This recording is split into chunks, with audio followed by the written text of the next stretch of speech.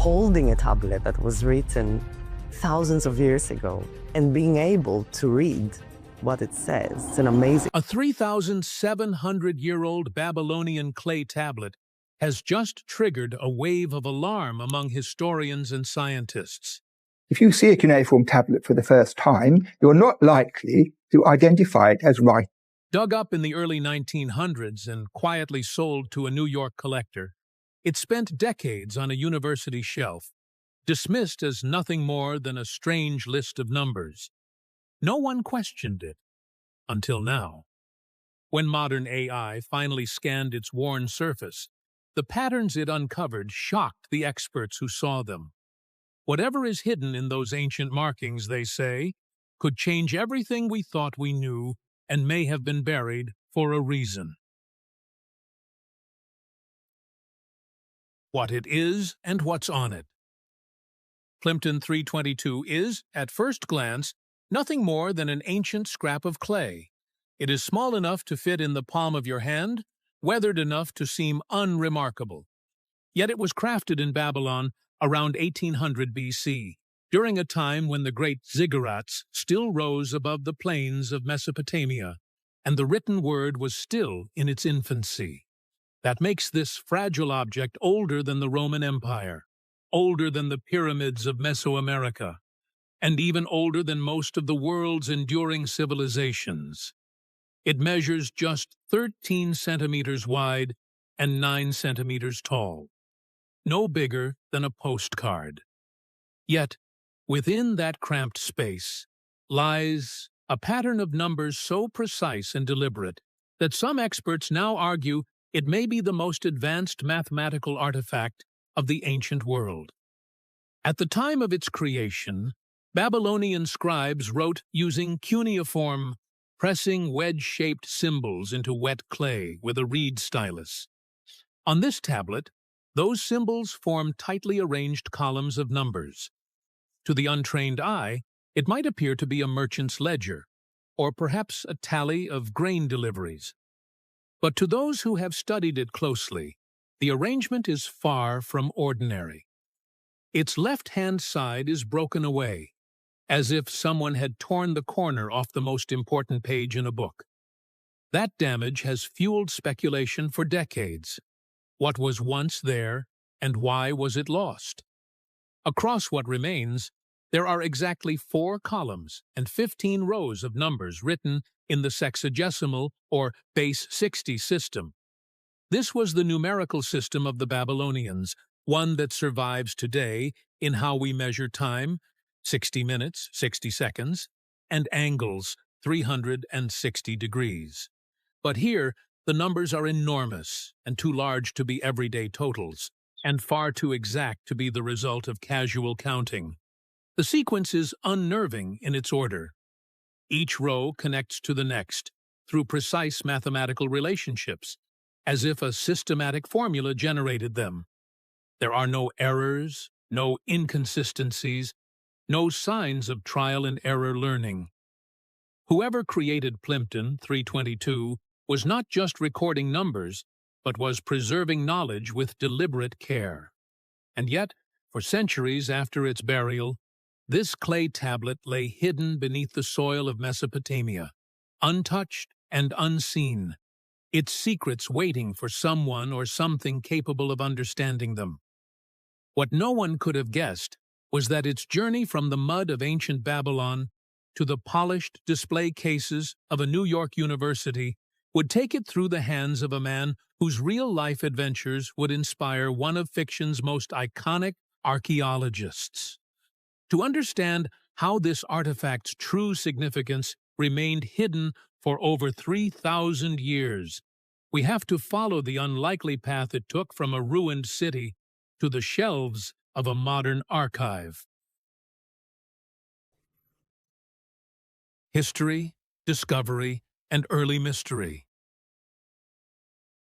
In the early 19th century, a man named Edgar Banks moved through the deserts of Mesopotamia, now modern-day Iraq, with a collector's eye and a gambler's instincts. Banks was no ordinary archaeologist. His charm, wit, and knack for unearthing priceless relics would later inspire the fictional adventurer Indiana Jones. Banks's greatest was a lump of sun-baked and cracked clay pulled from the ruins of an ancient Babylonian settlement.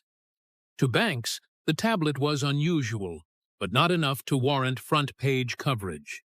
He sold it to George Arthur Plimpton, a wealthy New York publisher who had a taste for rare books and educational curiosities.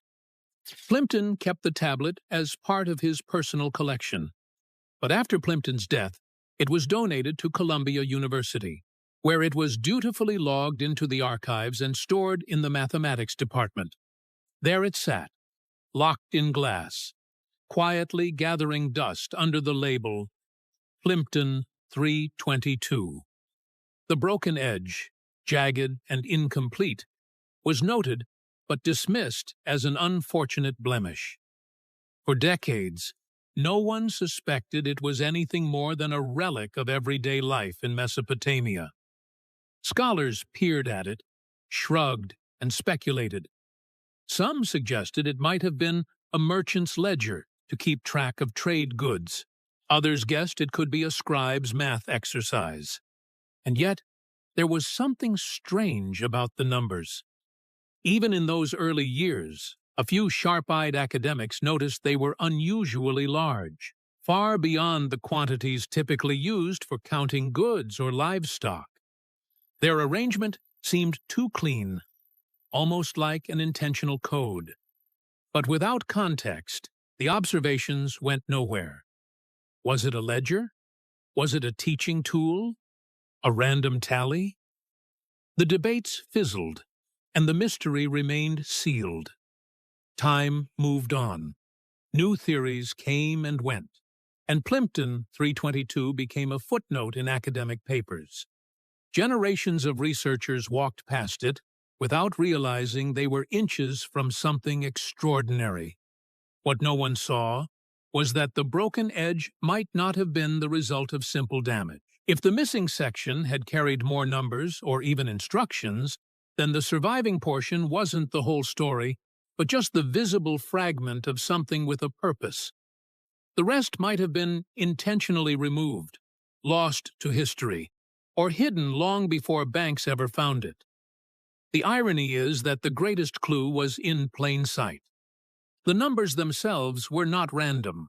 They were deliberate and followed a mathematical structure that no ancient civilization was supposed to understand until centuries later. But it would take a new generation of mathematicians armed with fresh questions, new AI tools, and a willingness to challenge academic dogma to finally see the pattern for what it was. When that moment came, the dusty old list of numbers would suddenly become something else entirely. Something terrifying. Mathematical significance. It began quietly in the 20th century. A few mathematicians were studying high-resolution photographs of Plimpton 322. At first glance, it appeared to be nothing more than a column of strange random numbers. But as they examined it more closely, something unexpected became clear. The numbers weren't random at all. They followed a precise mathematical rule, one so perfect it was almost unsettling. Each row on the tablet contained 3 numbers. Together, they fit the equation taught in modern classrooms for right-angled triangles. The square of the short side plus the square of the long side equals the square of the diagonal. In symbols, this is written as S2 plus L2 equals D2, where S is the short side, LL is the long side, and D is the diagonal, or hypotenuse. These were not rough estimates or close guesses. They were exact values, known today as Pythagorean triples, which are sets of 3 whole numbers that perfectly satisfy this formula. Students today see examples like 3, 4, 5 in trigonometry class, but the numbers on this ancient tablet were far larger and far more precise. One example stood out immediately, found in the 4th row of the tablet. 12,709, 13,500, and 18,541. If you take each number and multiply it by itself, squaring it, then add the first two results together. The sum exactly matches the square of the third number, right down to the last unit. There was no rounding, no mistakes. This meant whoever made the tablet not only understood the Pythagorean relationship, but had mastered it with flawless accuracy, long before Pythagoras was even born. This was startling, at least according to the accepted history of mathematics. The Pythagorean theorem was supposed to have been discovered in Greece, formalized by the philosopher Pythagoras in the 6th century BC. Yet here was evidence that Babylonians who lived more than 1,000 years earlier were already using it with surgical precision. The implications were staggering. Plimpton 322 predates Greek trigonometry by at least 1,300 years. It wasn't just a matter of stumbling upon one or two examples by accident. The numbers followed a deliberate sequence, each row related to the next in a methodical progression. Whoever created it had a system for generating these triples, and they used the sexagesimal, base 60 number system to express them with extraordinary accuracy. This base 60 system wasn't a quirk, but an advantage. 60 is divisible by more integers than 10, allowing fractions to be expressed more cleanly. That meant the Babylonians could work with ratios in ways that eliminated the rounding errors plaguing early Greek trigonometry. In some cases, their approach was more precise than the methods taught in classrooms today. The numbers were also ordered from steep to shallow, almost like a reference guide. If you needed a specific ratio for a triangle, you could find it instantly. That kind of structure definitely implied use. Someone, 3,700 years ago, was building, measuring, or predicting something that required the flawless geometry of right triangles. The existence of the table raised more questions than it answered. Why would the Babylonians go to such lengths to create it? Was it purely academic, meant for the education of scribes? Was it a tool for architecture, for laying out the perfect angles in ziggurats and canals? Or did it have another purpose that required this much precision for reasons we no longer understand? The more scholars studied Plimpton 322, the less it felt like a historical curiosity, and the more it began to resemble an instrument, part of a larger set of tools or data, perhaps now lost. Some feared that if the rest of the original tablet were ever found, it might answer those questions. Others feared it might tell us more than we want to know, because if the Babylonians built this with purpose, then the real mystery isn't how they did it, but why they needed it at all. Possible uses of the tablet. For decades, the meaning of Plimpton 322 was a matter of speculation. Once its Pythagorean nature was uncovered, the debate shifted from what it is to why it exists. That question, it turns out, is far more unsettling. One theory paints it as an elite training tool for a select few entrusted with the most complex calculations in the Babylonian world. Imagine a classroom not of dusty chalkboards, but of clay, where students etched perfect triples into tablets as part of a rigorous, almost secretive education. In such a system, Plimpton 322 wouldn't just be a math problem set, but a key, handed down to those who would later shape the physical and political landscape of Mesopotamia. Another possibility was that it was a working manual for the builders of the ancient world. Babylon wasn't just a city, but a hub of monumental architecture. Towering ziggurats, intricate canal systems, and massive temple complexes rose from the plains, each demanding flawless engineering. Angles had to be true, foundations level, proportions exact. With its ordered list of triangle ratios, Plimpton 322 could have been a construction reference ensuring that colossal structures not only stood, but endured.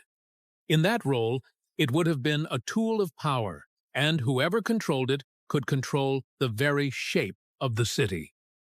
Norman Wildberger, a mathematician who later worked with Daniel Mansfield, offered another angle. According to him, the tablet was a trigonometric table, but not in the way we think of trigonometry today.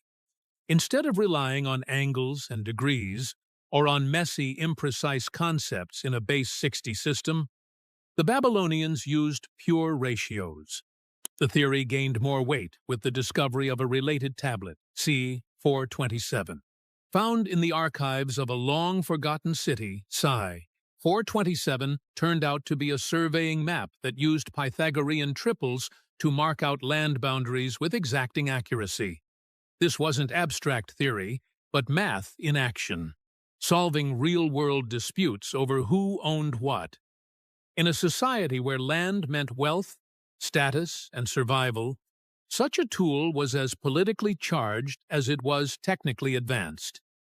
Put together, these theories form a picture that is difficult to ignore. Plimpton 322 wasn't just a list of numbers. It was a multi-purpose, high-precision instrument. It could educate the elite, guide the construction of mega-projects, and settle disputes over territory. That kind of versatility points to a civilization where mathematics wasn't a passive curiosity, but a force woven into governance, infrastructure, and control. And yet, even these possibilities feel like surface-level explanations. Yes, we know it could build temples and map fields, but could it also chart the stars, predict eclipses, plan something larger, more coordinated, and more dangerous than mere architecture? Because the more researchers considered these uses, the more they realized they might be holding only one piece of a much bigger puzzle. The broken edge of Plimpton 322 showed that it had once been part of something complete and even more precise than what we see now. If the missing data could be restored, it might answer the question of why the Babylonians needed such mathematical perfection, or it might reveal a purpose that modern science isn't ready to confront. That's when Dr. Daniel Mansfield stepped into the picture, determined to follow the clues, and what he uncovered would shake the entire story loose. Enter Dr. Daniel Mansfield. When Dr. Daniel Mansfield first crossed paths with Plimpton 322, it wasn't during some grand archaeological dig. He was not knee-deep in Mesopotamian ruins or unearthing clay fragments from the sands of Iraq. Instead, Mansfield, then a senior lecturer in the School of Mathematics and Statistics at UNSW Sydney, was doing something far more ordinary. He was preparing coursework for his students. But in academia, chance encounters can change the course of a career. While browsing ancient mathematical sources to enrich his teaching, Mansfield stumbled across an image of a weathered clay tablet stored far from its birthplace. Most people would have seen a damaged rectangle of baked earth covered in faded cuneiform. Mansfield saw something else. The precision of the numbers was impossible to ignore. They weren't just orderly, but followed a logic and harmony that spoke of deliberate and exact construction. Mansfield was intrigued and dug deeper, figuratively at first. He soon discovered that this wasn't some obscure, dusty relic. Plimpton 322, as it was called, had already puzzled scholars for decades. But where others saw a curiosity, he saw an instrument from a civilization 3.5 millennia gone. His work caught the attention of Professor Norman Wildberger, a colleague with his own radical ideas about trigonometry. The two began to piece together the tablet's real significance. By 2017, their research culminated in a paper that would ripple through the mathematical and archaeological worlds. Plimpton 322 is Babylonian exact sexagesimal trigonometry. The title was as bold as its claim. Mansfield was stating that the Babylonians had developed a trigonometric table not based on angles, like the Greeks would later use, but on ratios. The result was a system immune to the rounding errors that plagued later methods, and one that predated Greek trigonometry by over 1,500 years. It was a bold revision of history, and it wasn't just theory. Mansfield began to suspect that Plimpton 322 was part of a wider network of mathematical tools the Babylonians used for practical, powerful purposes. That suspicion grew into a quest. His search led him to another tablet, designated Psi 427.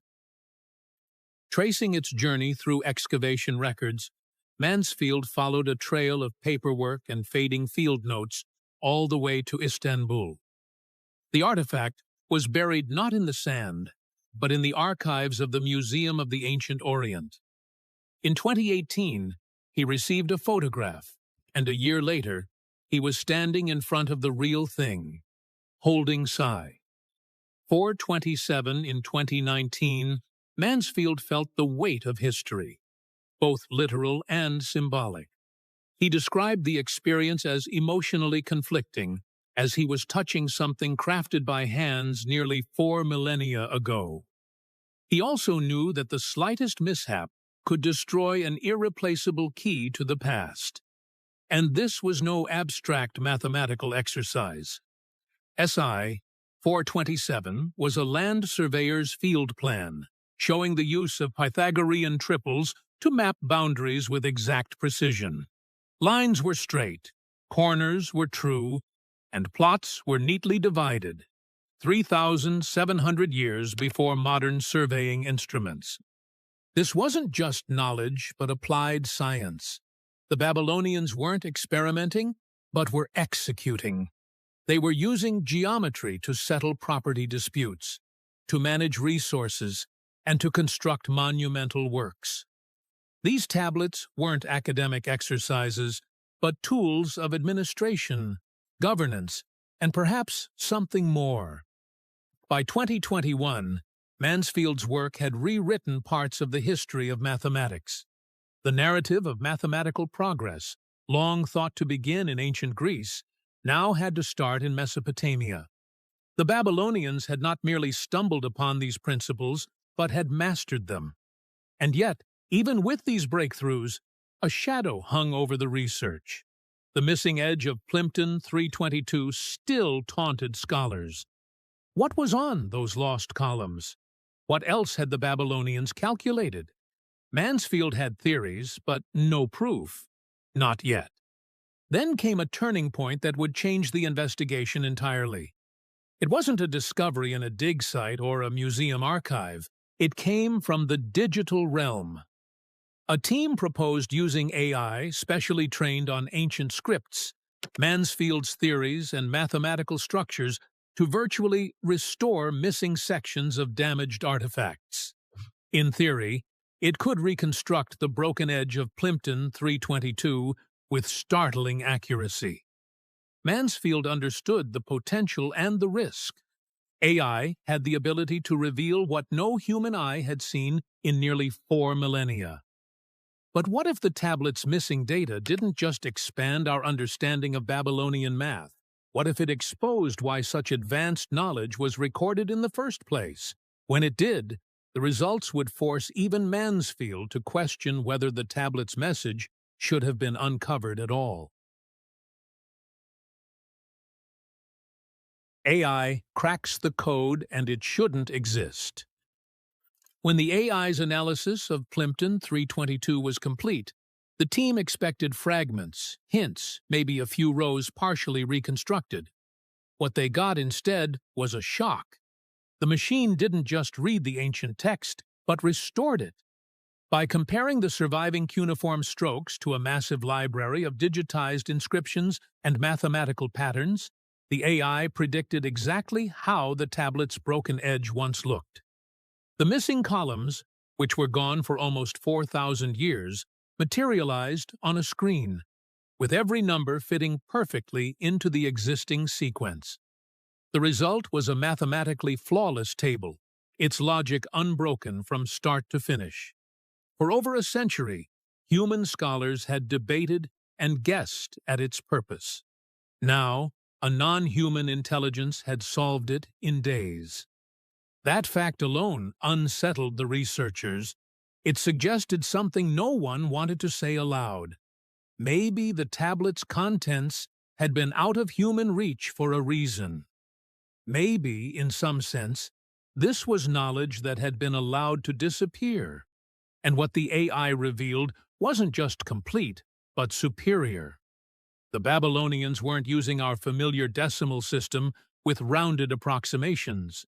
They calculated in base 60, a sexagesimal framework that allowed for cleaner, exact ratios where modern methods introduce errors.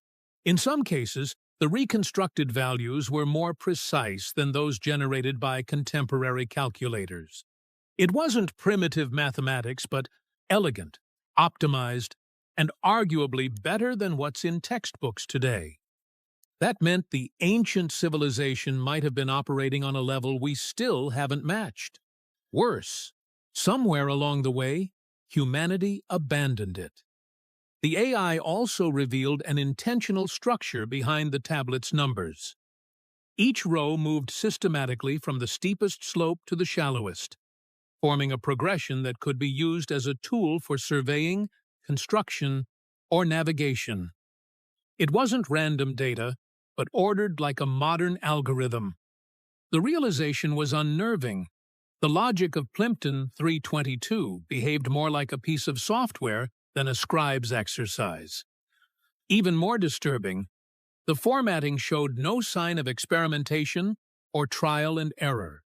This wasn't a prototype, but was standard practice, implying that whoever made it was working within a culture where such knowledge was common among the educated elite. If this was their baseline, then what more advanced systems might they have possessed, locked away in tablets that haven't survived? Finally, there was the historical shockwave. Plimpton 322 predates Greek trigonometry by more than a millennium. The Greek system worked with angles and degrees, introducing the very complexities and approximations the Babylonians had already avoided. The AI-confirmed tablet showed a method that was faster, cleaner, and free from the pitfalls that would frustrate mathematicians for centuries to come.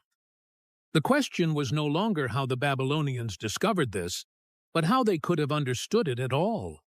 By the limits of our historical models, this level of mathematical sophistication should not have existed in 1800 BC.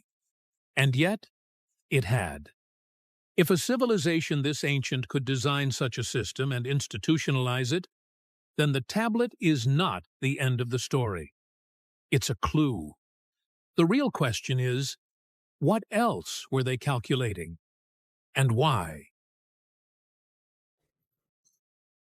What the Babylonians left behind wasn't just math.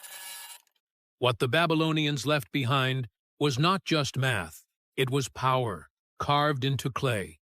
The discovery of Sueder 427 makes this clear. This 3,700-year-old tablet was created during a land dispute. It was not a piece of abstract theory, but a legal document. On its surface was a clay map of a field with precise measurements. These measurements were written using the same base 60 system found on Plimpton 322. This was mathematics being used as a weapon, a tool to decide who owned land, who controlled wealth, and who inherited property. In the wrong hands, it was